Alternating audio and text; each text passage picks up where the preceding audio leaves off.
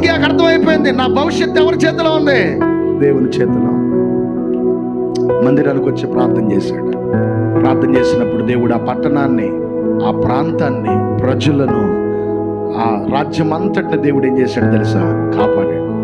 ఒక్క హిజ్కియా చేసిన ప్రార్థన. దేవుని పిల్లలారా, మందిరములో ప్రార్థన చేసేదానికి అంత గొప్ప ప్రత్యుత్తరాలు కలుగుతాయి.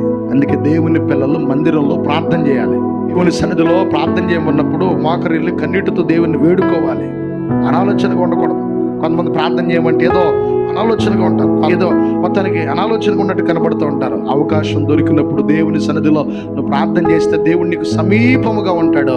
ఆయన ఆమోదిస్తాడు నువ్వు చేసే ప్రతి ప్రార్థనను బట్టి. హిజ్కియా చేసిన ప్రార్థన ఎంత గొప్ప కార్యం జరిగించిందంటే దేవుడు యుద్ధము చేసేటట్లుగా మార్చేసింది. ఆమేన్ చెప్పండి. హల్లెలూయా.